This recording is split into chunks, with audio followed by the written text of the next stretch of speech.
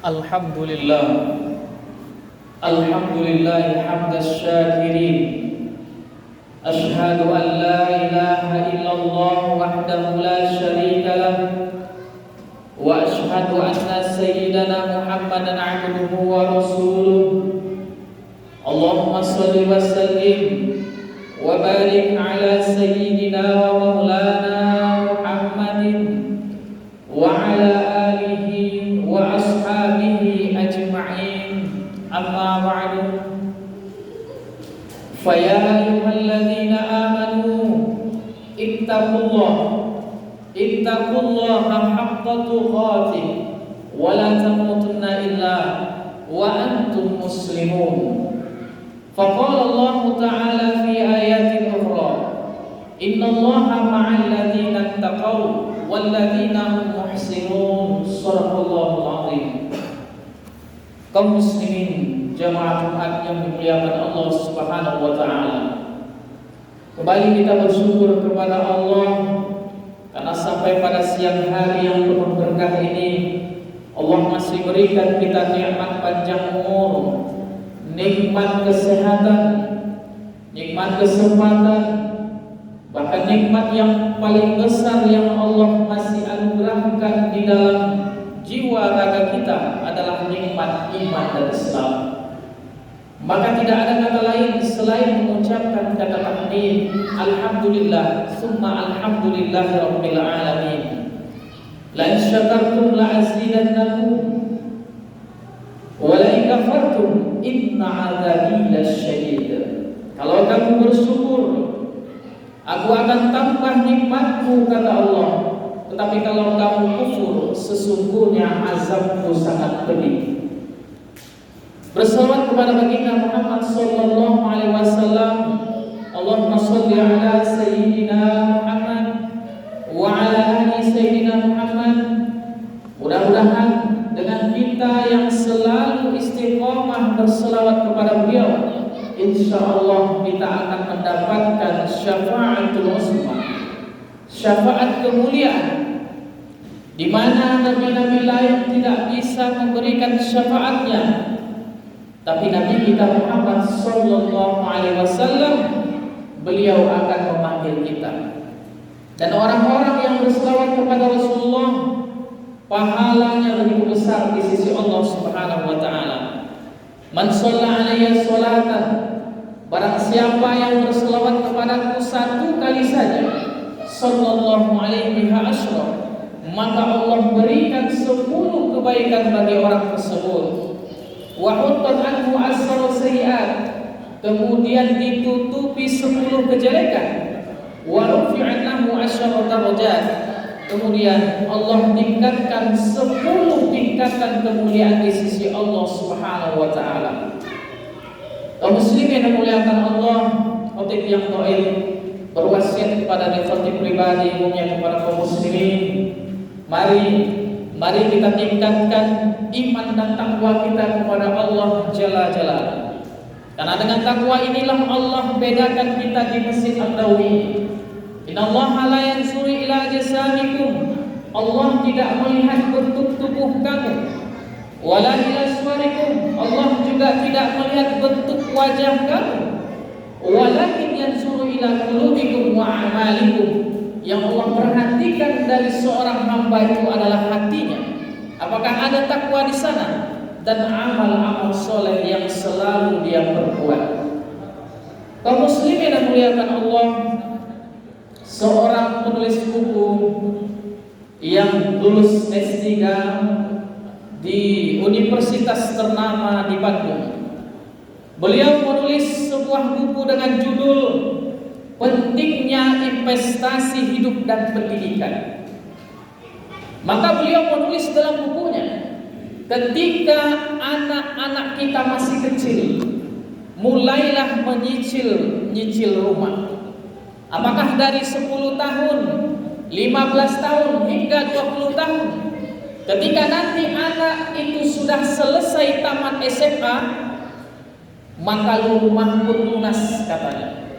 Dan kalau rumah lunas, rumah bisa kita jual. Yang pertama, hasil dari jual rumah kita bisa gunakan untuk pendidikan pendidikan anak kita mulai dari S1, S2 sampai S3. Dan satu lagi, kita bisa gunakan uang tersebut untuk modal usaha. Maka ramai-ramai orang mengikuti apa yang dituliskan oleh pengarang buku tersebut.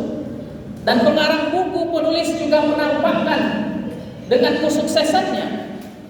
Anak yang pertama lulus S1 di Amerika dengan predikat cum laude, kemudian diterima di perusahaan di luar negeri.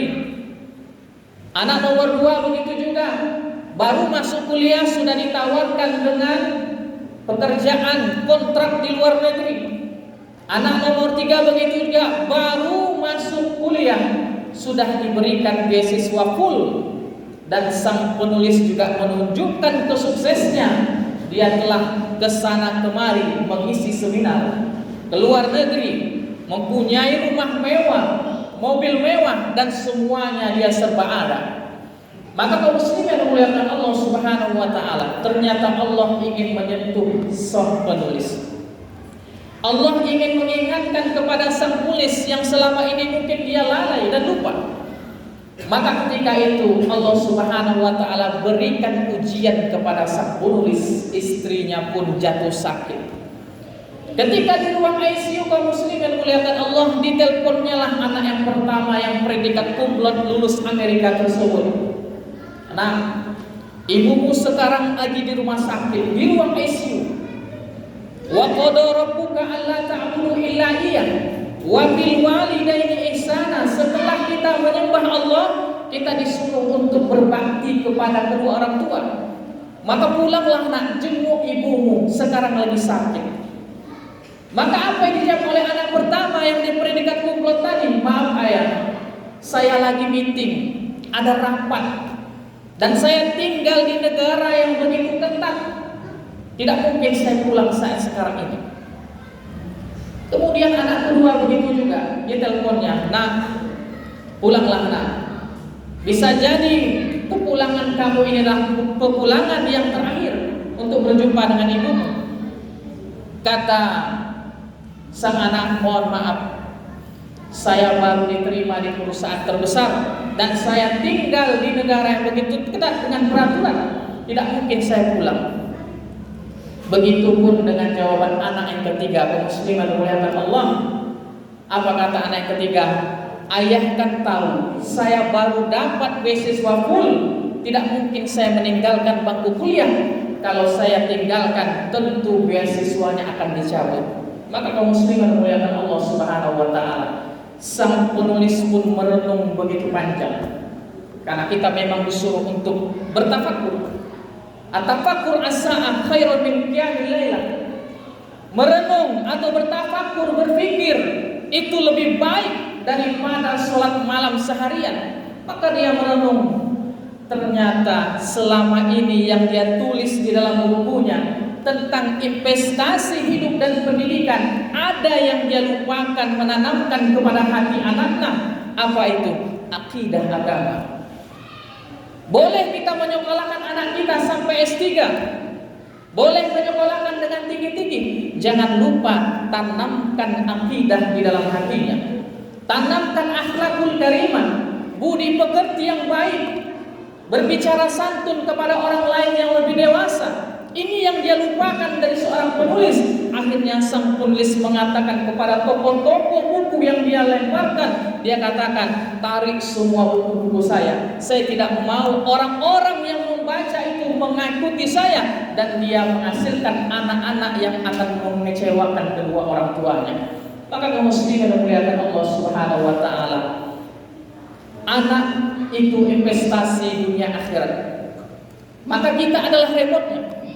Jangan sampai kita menjadi orang tua yang acuh tak acuh, melihat anak pulang jam 10 malam dibiarkan begitu saja, melihat anak bermain tidak tahu di mana, pulangnya nanti larut malam, kita cuek saja.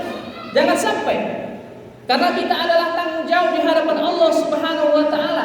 Bagaimana, apakah dia ada pendidikan fondasi agamanya? Jangan sampai kaum muslimin yang dimuliakan Allah, ketika nanti kita akan menyesal di hari akhir. Kenapa? Karena salah satu investasi kita yang terbesar adalah anak kita. Iza mata ibnu Adam inqata amaluhu illa min salasin.